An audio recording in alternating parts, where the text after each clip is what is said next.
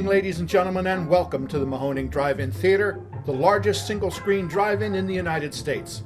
We're certainly glad you could be with us this evening. And don't forget, the concession stand is open with all kinds of great things to eat and drink. Hi, folks. I'm Rico.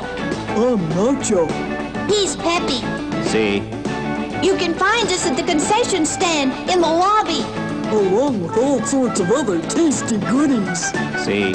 Rico's Nachos, a refreshingly new and different snack discovery. Chock full of high-quality ingredients, crisp, fresh tortilla chips, covered with creamy aged cheddar cheese, topped off with zesty jalapeno pepper rings. Rico's Nachos, out of sight. Remember, folks, we're the new star at the snack bar, Rico's Nachos, a new taste treat you can't beat. See? Rico's Nachos, on sale at the snack bar now.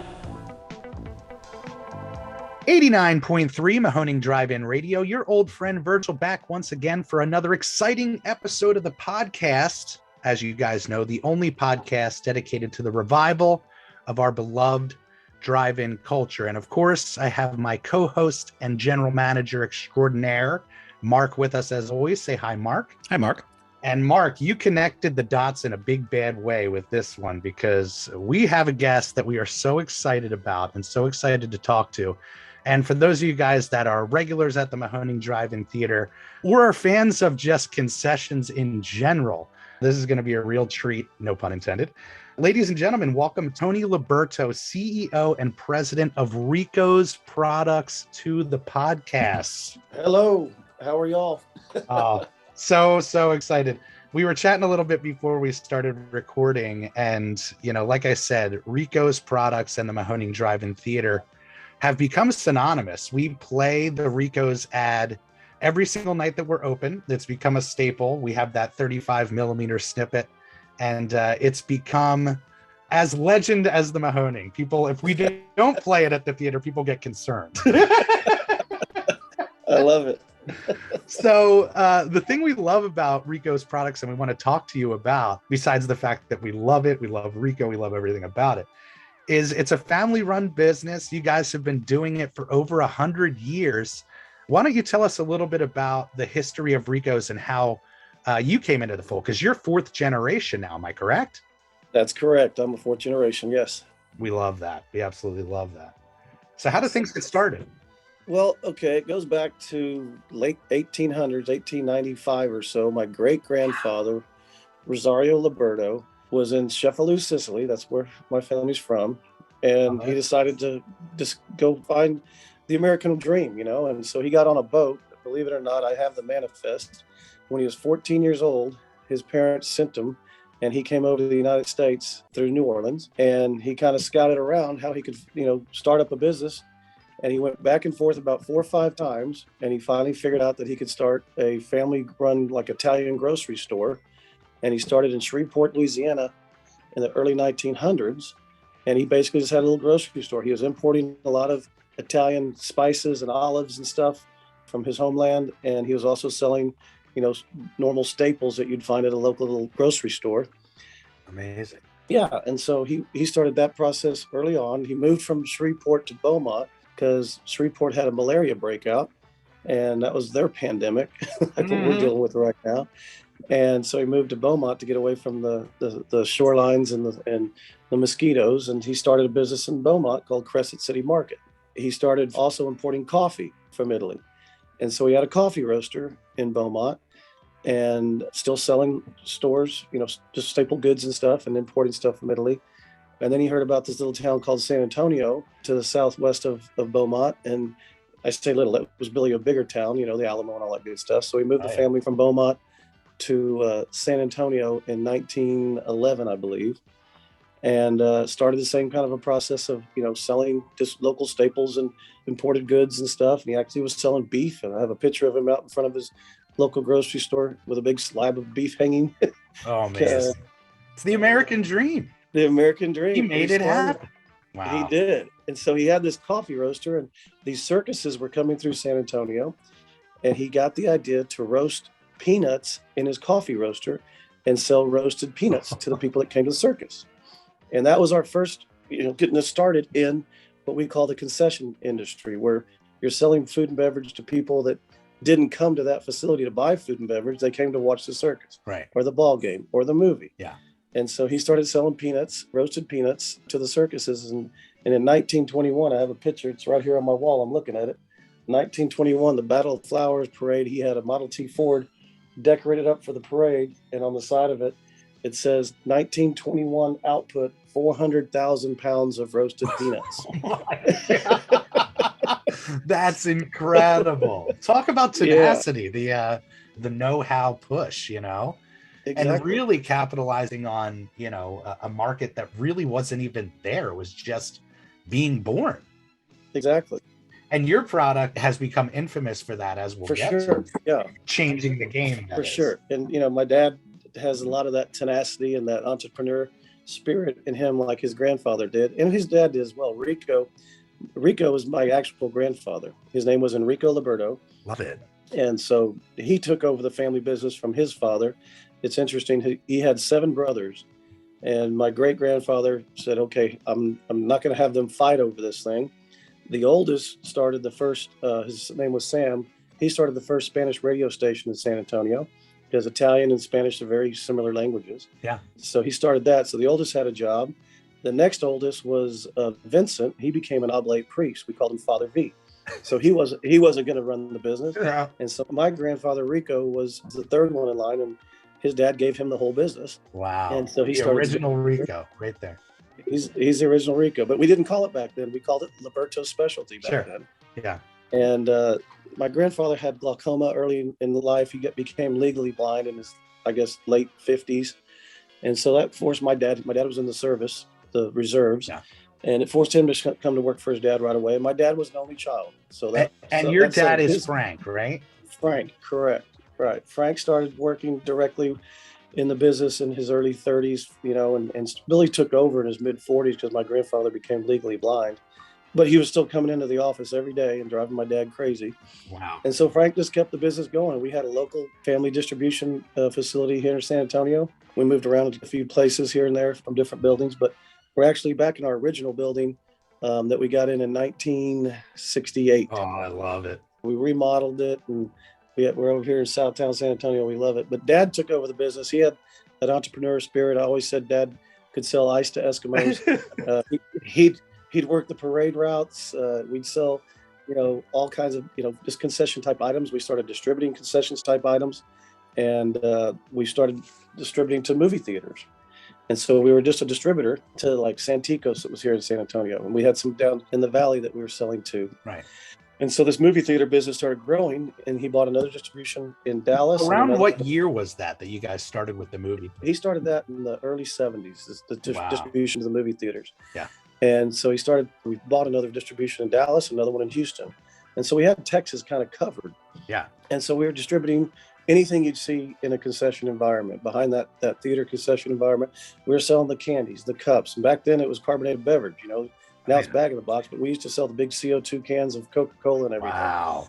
And the janitorials, the paper goods, everything. We were just a full line theater distributor. The popcorn, the cups, everything. You guys were right there as the multiplex boom was happening, and you were there. Exactly. You were there to kind of, again, push forward your business in that market that was just being born. Yeah, That's we called, and it's a captive audience. You've got people that are going to be at that facility, and they're going to get hungry, and they're going to get thirsty. Yeah. So it's really an easy place to promote product, right? Oh yeah, and now as you know, movie theaters, they run on concession. That's the only way they stay alive. So it's become its own market. Exactly. So he was doing that, and he went to a restaurant downtown here in San Antonio called Michera. And he ordered nachos, and this is in the early 70s, 74, 75, somewhere around there. Right. And he says, dang, this chips and cheese is such a good little snack. He goes, I need to figure out a way I can sell this in a concession environment. Yeah. And so he found a way we bought the cheese sauce. We got the cheese sauce manufactured, and he had chips. We got chips manufactured, and we had these jalapenos, and he says, this is going to work. And the first place he took it was Arlington Stadium, though. He didn't take it to the movie theater. Right. He took it to Arlington Stadium, where Texas Rangers played. They used to call it Arlington Stadium. Yeah. Back then, they didn't have big headline, promoters and people that bought those naming rights. Right. It was called Arlington Stadium. He put it in there, and they were worried about it taking the sales away from popcorn and hot dogs in the concession. Like, no, we're not, popcorn's your highest margin item. And he's like, well, what if I just build a little cart and I put it over here in the hallways of the stadium? They said, all right, build your own carts. Well, he had people lined up 15, 20 people deep. He has old 8mm film that he was filming this, and you'd hear the crack of a bat, the stadium roar, and nobody got out of line. They stayed there because they wanted nachos. And so that, basically he says that's where the star was born. That's where nachos really became, what they are. And that's really where the company seems to has shifted when, and this was in 76. 76. The first time nachos were ever available in a concession environment. That's mind-blowing because you think about nachos, it's such a staple at movie theaters, at ball games, and to think that your father is responsible for bringing us that, it's so cool. The key ingredient that made it a success was pepe, that little jalapeno. Those jalapenos, baby. The jalapeno, because they were concerned that it was going to cannibalize the sale of hot dogs and popcorn, and they're like, we don't want to do that. Actually, all their per caps on all beverages and popcorn and hot dogs all went up after the introduction of concession nachos, because that jalapeno was a spice and it kind of grew in your mouth. So you're like, you know what? I'm going to go get a hot dog now, or I'm going to go get some popcorn now, or I'm going to go get another drink now. And everything went up, and that's where it became newfound money. All the concessions made more money. So after that, we had our theater company we were selling to in Dallas called United Artists Theater. They've been bought by Regal. People recognize the Regal's name, Regal Theaters. But United Artists called Dad and said, hey, I want some nachos in the concession stand. And Dad said, no, it's a messy product. You got these nice velvet seats and carpeting and everything. He goes, no, you'll be calling me to clean your theaters. And they said, no, we want to do a test. So they did a test, 10 theaters in Dallas area and surrounding Dallas area. And then 30 days later, John Treadwell, the guy that was buying for United Artists, called my dad and said, Frank, you owe me a lot of money. And Dad said, I told you, send me the cleaning bill. What is it? And he goes, no, I wanted to put this nationwide. They had theaters all over the nation.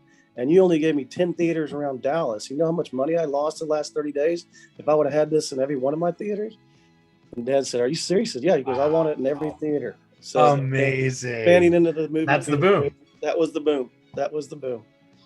So, so since then, it became, everybody wanted nachos and concessions. And it's helped, obviously that pepper is what really helped sell the product. It's funny because, you guys have an amazing history and your website's amazing as far as timelining your history. And you guys put it perfectly. If you guys enjoyed nachos at a Little League field growing up, if you, enjoyed them anywhere growing up at a movie theater, chances are, it came from Rico's, which is, that it's just too cool. Now, when did you come into the fold? I mean, were you a part of the company while all this is happening? Because you said your dad took over the 40s? He took over when he was around in his 40s. I see. Yeah, he took over the business probably in the early 60s, I'd say. Yeah. Wow. Talk about a game change. And so, I'm the youngest of three. My sister, Dad had the family business and it was running, and we had distributions in Dallas and Houston. And then we bought distribution we were in Tampa, in Greensboro, North Carolina, and then down in the valley in Harlingen. So we had 5 or 6 different distribution places. Oh, and Oklahoma City also. And so we became an independent theater distributor for years. And so Dad's like, all right, I've got 3 kids. My sister, she went to work. And he gets his advice from consultants. Don't let your kids come straight to work for the family business. Get them out there, get them in the real world. Smart, yeah. And so he told my sister, go get a job. So she went to work for USAA, the insurance agency here. And then my brother ended up, he's more of the artist side of the family, he's got, great talent in the arts and stuff. So he really didn't have the business enthusiasm to take over the business. And then so my dad asked my sister to come back to work for him. And she goes, no, I like USAA. So he's like, what? Wait a minute. And so when I graduated, I went to A&M and I graduated in 86, but I worked for the family business for years, during the summers as I was in high school and all that good stuff. Life, yeah. And so as soon as I graduated, Dad said, you're going to work. So I went up and worked in our Dallas facility and learned branch operations up there.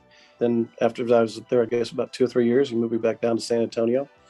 And I was, I was very enthusiastic about running the family business. I wanted to see this survive to a fourth generation. So I've worked in all aspects of the business. And you've done an amazing job. We always say it's perfect for us to carry the Ricos product because its marketing, its nostalgia appeal, its root in its history, it goes hand in hand with what we do.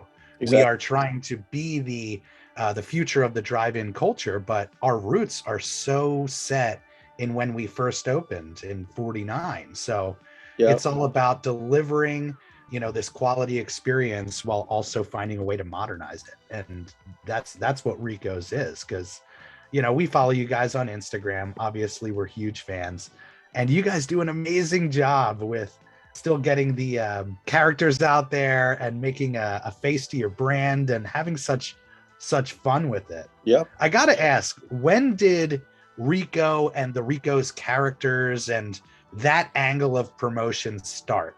I mean, we know when you got into movie theaters, but when did you guys start kind of the promotional train?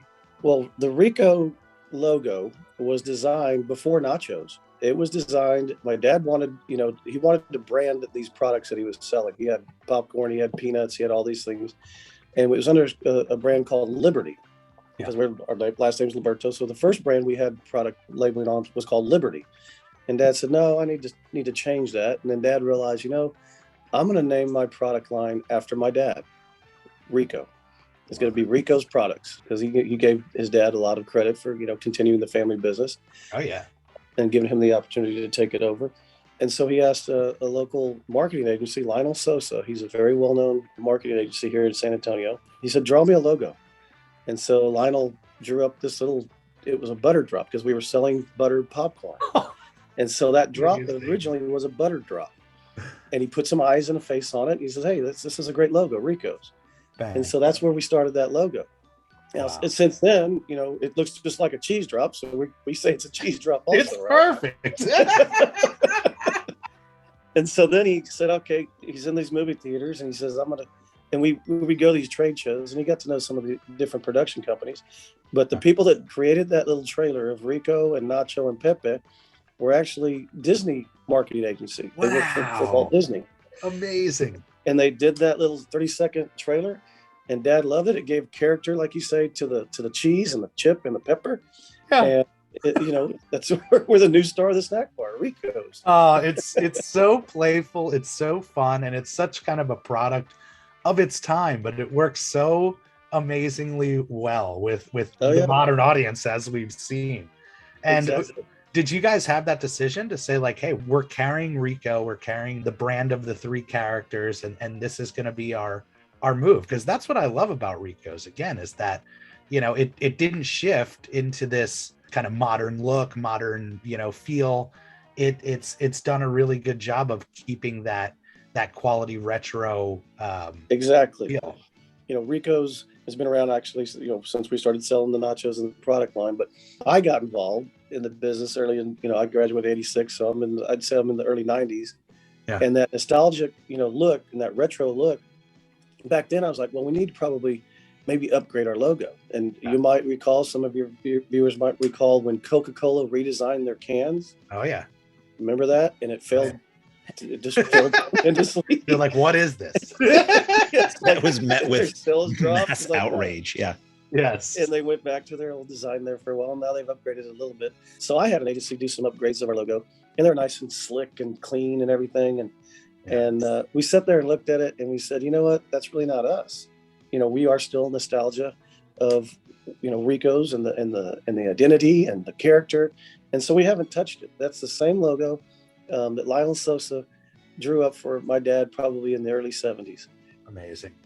We have a sign out here in front of the building, and Lionel actually lives in the neighborhood.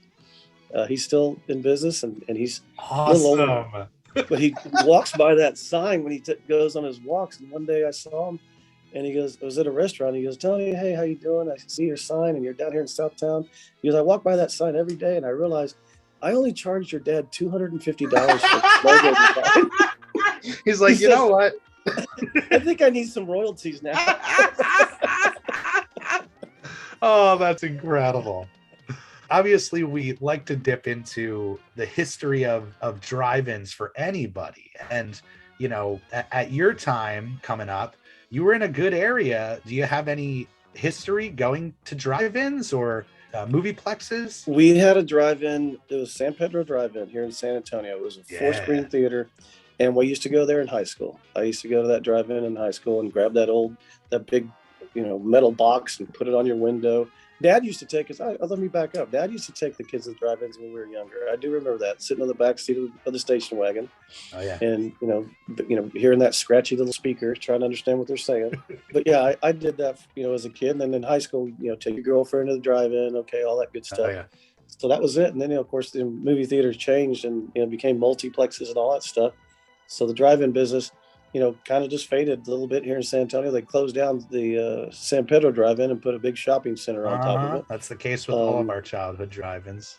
Yeah, but I love to see you guys, you're holding true. I mean, the drive-in experience is still something that I think people need to enjoy. It's fun. It's a great, like you say, nostalgia. Yeah. Brings you back to your childhood. And it's an essential community piece too, where, we say it all the time. When drive-ins were born, it was a place for you to come after work and unwind, or after a hard day, bring your kids and your family out and get out of your head. And that's still as important as it was when the concept was born. So that's really what we're about upholding. And when the time came for us to kind of rebrand ourselves, as far as making the concessions a big part of what we do, making our merchandising a big part of what we do, our whole pitch and thought was, we want to align ourselves with products that are like-minded, that are connected to the culture. And when you think about a connection to the culture as far as concessions, Rico's and the drive-in are so interconnected, and I'm sure you guys get that love regularly. Oh yeah, I've heard many times people just experienced our product, when they were kids, and they always say, I remember when I was in the Little League, way to have your nachos. I'd sit there and watch my little brother play and eat your nachos. Yep. So it's kind of just like you say, it's nostalgia. It brings people back to their childhood. Oh yeah, it's a feel-good experience. Revolves around entertainment. It's nice to be part of that.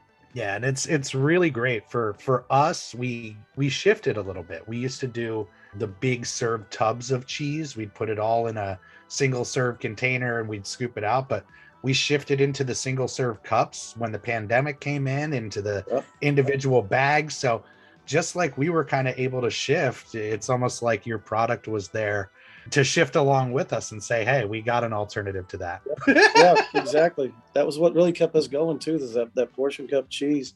And like you say, the pandemic, nobody could touch anything, Oh yeah. And we were safe to, shift over to that product. It was great. That's awesome.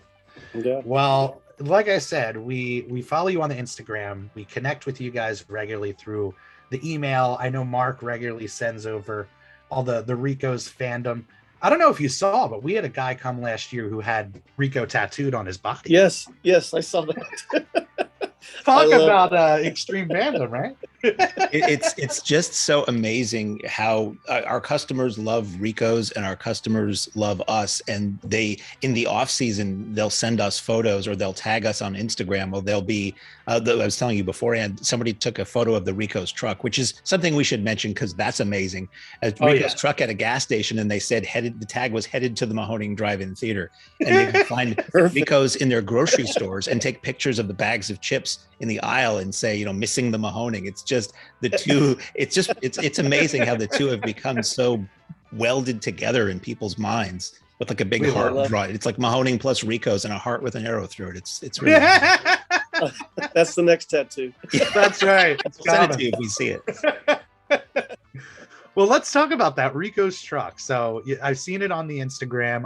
I personally reached out at a certain point to see what's the possibility of getting Rico's truck to come out.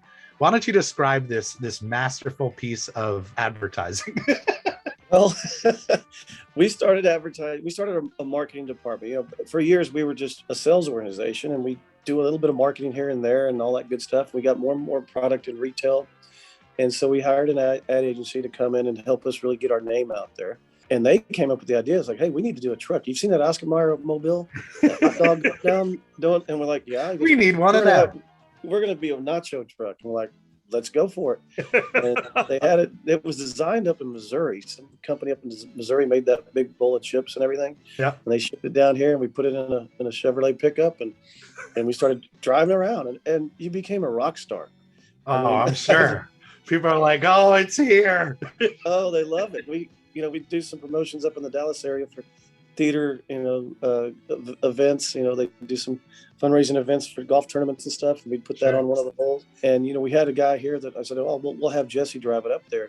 And my vice president, Charlie Gomez, who handles all our theater business, he goes, no, I want to drive it. I'm like, really? He goes, man, you're a rock star on that thing. Everybody pulls up next to you and takes pictures. Like, I feel like a god, like a superstar. It's a blast. So yeah, people run up with chips and try to dip it in the back of the truck, and they get disappointed. We had it at a rodeo event, and this girl went up and actually licked a cheese. I'm like, no, don't do that. No, it's oh, amazing. But it does look like the kind of thing you would have a fever dream about if you just ate your fill of Ricos and went right to sleep. There you go. It's the truck. It looks like it's overflowing with chips, and it's got the sauce all over it with the jalapenos. It's a sight to see. And we have become kind of a spot for celebrities to stop along their routes and do shows with us and do photo ops and things like that. I said it, if we get that Rico's truck out, it'll be the biggest photo op experience ever. We need to do that. We need to get that on the calendar. Without a doubt. We'll make it happen. That would be... People will come just for the truck. We'll make it happen. I love it. Gets regular oil changes, it'll go anywhere. I love it. Yes, that's my dream, is to get a photo behind the wheel of the Rico's Nachos truck. And driving around town for a while, and you'll have a blast. Oh, God. Life is good. Well, Mark, you got any questions for our main man? He's been amazing. Well, one question I had was just in terms of the business you do with the products. Do you see more business in the concession arena or in retail at this point? Well, as we continue to market our brand, we do have retail business in all 50 states, and we have international business. We're in 57 different countries around the world, believe it or not. Wow. When we first had this agency come aboard, we just hired another agency here in town about 6-7 years ago. And they do their data research and all this kind of stuff on our sales and different categories of retail items. And they said, we found that you guys are the biggest brand that nobody really knows about as far as our exposure and how many retail outlets we're in. And so we've really been putting a lot more money into the marketing side of the business for the experience at retail, because that's where you have consumers that have choices, and that's why we got to continue to brand our product and tell them, instead of buying that, go buy Rico's. And so we're really, really focusing on the marketing side of our business right now. And now it's shifted over to digital and social marketing. And that's, a whole nother ball game. And that really helps expose your brand. Our theater concession business is stable. Guys like y'all, we continue to service. We love the product. We love the opportunity to sell to the movie theaters. And we've got product right now. And probably, I would say, we're tapping on 70% of the screens in the United States to carry our product. Amazing. And so, that's a strong market for us. We're continuing to try to drive business at the retail area. And, we call it the three legs to our stool. We've got theater business, we've got retail business, and we have international business. And they used to be pretty evenly divided. Now the retail business is starting to stretch a little bit longer than the other two divisions. But we're not turning our back on the theater business, because that's what brought us to the dance. I mean, that's where we got started. And, we have a lot of friends in this industry, and we love it. It's where my dad's heart really was. It's where we got started. So we're gonna stay there. And we love you guys. You're a staple. And you've done such an amazing job with the business, and like I said, keeping it rooted in the past and paying ode to those who made it possible. That's the thing that we really love, is we always like to shine a light on the past. And the fact that you guys are a family-run business and you're doing such a good job upholding your grandfather's, your father's dreams, it's a beautiful thing. Keep doing what you're doing. Yeah, I'd be remiss if I didn't mention we already have the 5th generation working for me. My niece Megan is working for us. She's been here for about 13, 14 years, and she's our director of marketing. So we've already got the 5th generation, started, and hopefully we'll continue on. That's beautiful. I love it. Well, we're not going to take up much more of your time. We want to thank you so much for joining us. Hopefully we can make it work. We'll say it as far as getting the truck out, but we'll say it whenever you're on the East Coast, you have a home here at the Mahoning Drive-In Theater, so we can literally give you a hug in person. We'd love it. I'd love to see this happen. We're gonna try to make this happen. We will. I'll talk to Megan about it. The marketing campaign alone will be worth it. we can Instagram or whatever you call it, Oh yeah. And take a whole video of the trip all the way out there and all the way back. Oh, I love it. Come on. It'd be Dreams great. come true, guys. Dreams come true.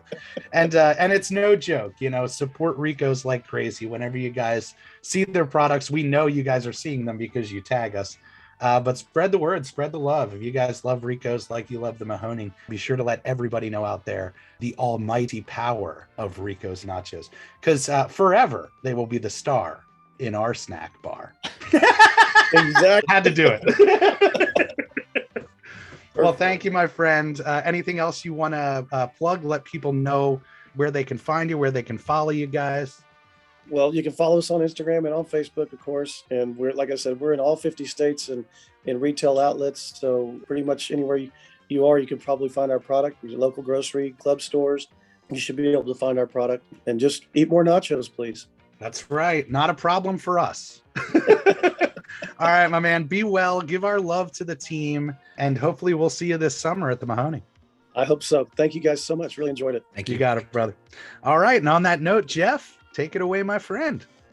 Ladies and gentlemen, thanks again for coming out tonight to the Mahoning Drive-In Theater. We hope you'll come back and see us again real soon. The exit is on the right-hand side of the screen at the front of the field. And most importantly, have a very safe trip home. Good night and God bless you.